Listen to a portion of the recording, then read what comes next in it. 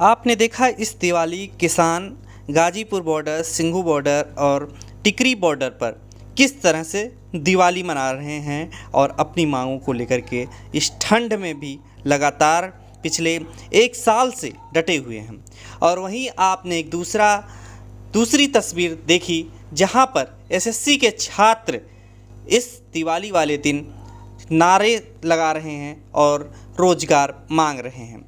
रवीश कुमार के कहने का एक अपना अलग अंदाज है और उन्होंने इन सब चीज़ों को लेकर के लिखा है अपने फेसबुक पेज पर और सीधे सीधे निशाना साधा है मुख्यमंत्री प्रधानमंत्री को लेकर के।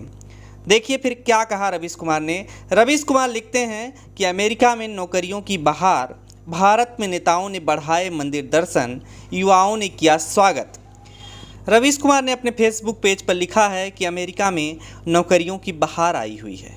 सितंबर महीने में 3,12,000 नए लोगों को नौकरियां मिली, लेकिन अक्टूबर में यह संख्या और बढ़ गई है। पिछले महीने 5,31,000 नए लोगों को नौकरियां मिली हैं। यह जानकारी वहां के श्रम मंत्रालय ने दी है। अमेरिका का श्रम मंत्रालय का हर महीने नई नौकरियों और बेरोजगारी का आंकड़ा देता है।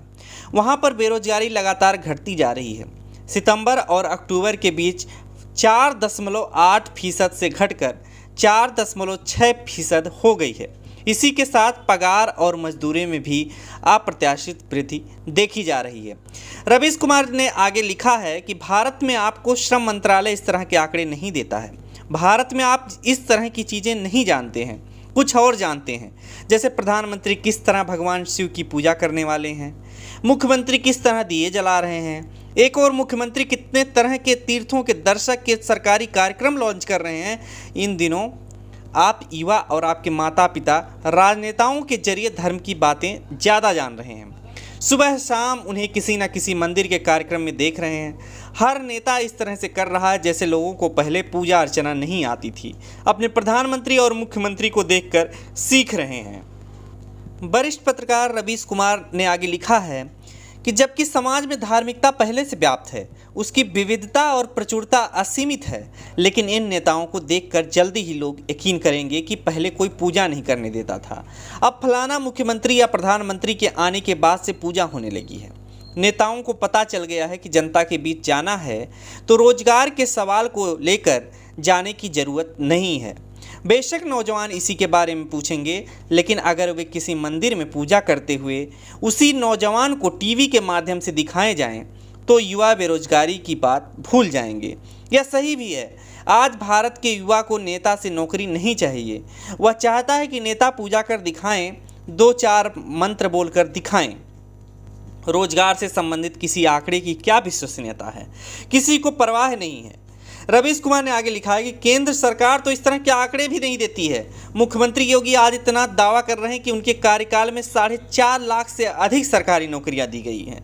यह कितना सही है, यूपी के युवा ही बता सकते हैं। इस दावे की जांच कैसे की जाए किसी को पता नहीं है। सबसे अच्छी बात है कि यूपी का युवा जानना भी नहीं चाहता है। अगर कोई जानने की कोशिश करे तो उसे उसकी जात के किसी महापुरुष की याद दिलाएं, बताएं कि मूर्ति बन रही है या बन जाएगी, फिर उसके बाद धर्म के आधार पर बन रहे स्मारकों की याद दिलाएं। हिंदी प्रदेश का युवा चाहे कितना भी बेरोजगार क्यों ना हो, उसका चेहरा स्वाभिमान से खिल उठेगा। यह कितनी अच्छी बात है। अगर इस तरह की युवा मिल जाएं तो राजनीति कितनी आसान हो जाए। दिन भर सत्ता में रहकर मौज कीजिए और किसी खास समय में आरती या पूजा करते हुए दिख जाइए, विज्ञापन दे दीजिए। हिंदी प्रदेश के युवाओं ने यही स्वीकार किया है। राजनीति को इस हालत में पहुंचाने के लिए हिंदी प्रदेश के युवाओं ने बहुत मेहनत की है।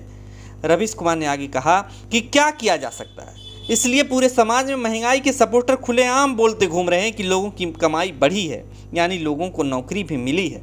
और महंगाई कहाँ है? वाकई महंगाई नहीं है।